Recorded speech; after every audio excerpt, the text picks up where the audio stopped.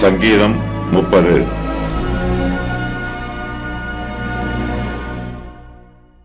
கிரக பிரதிஷ்டையின் பாட்டாகிய தாவீதின் சங்கீதம். துதித்து ஜெபிக்கும் 3வது சங்கீதம்.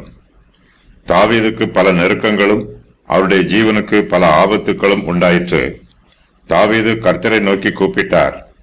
கர்த்தர் தாவீதை எல்லா இக்கட்டுகளுக்கும் விலக்கி மீட்டுக் கொண்டார்.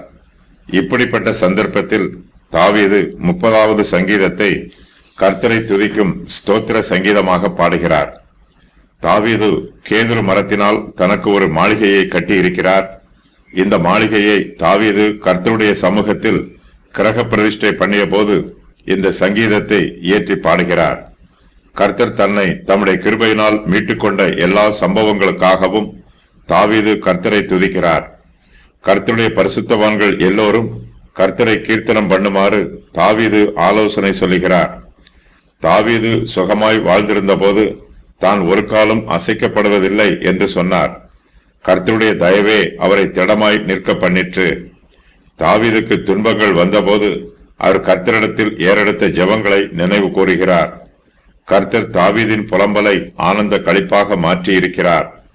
தாவீது கர்த்தரை என்றென்றைக்கும் துதிப்பதாக வாக்கு பண்ணுகிறார்.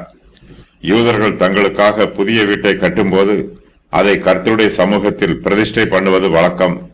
மோசையின் பிரமாணத்தில் புது வீட்டை கட்டி அதை பிரதிஷ்டை பண்ணுவது பற்றி இவ்வாறு சொல்லப்பட்டிருக்கிறது.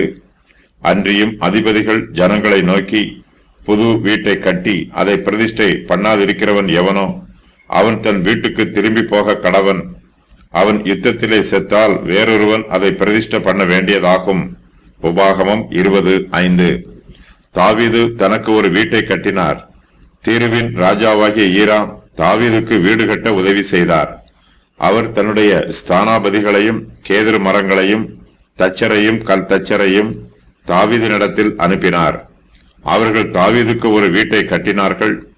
தாவீது இந்த வீட்டிற்குள் பிரவேசித்த போது அதை கர்த்தருடைய சமூகத்தில் பிரதிஷ்டை பண்ணினார். கிரக பிரவேசம் நடைபெற்ற போது தாவீது இந்த சங்கீதத்தை பாடினார்.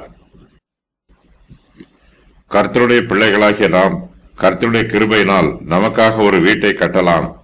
அந்த வீட்டிற்குள் முதலாக பிரவேசிக்கும் போது நாம் அதை கர்த்தருடைய சமூகத்தில் அவருக்கு பிரதிஷ்டை பண்ண வேண்டும்.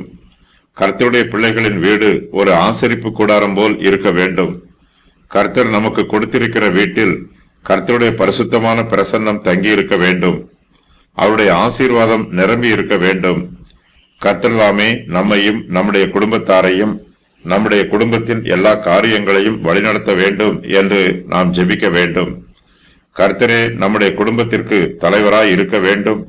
நாம் அவருடைய ஆலோசனைகளை கேட்டு அவற்றிற்கு கீழ்ப்படிந்து பயபக்தியாய் ஜீவிக்க வேண்டும்.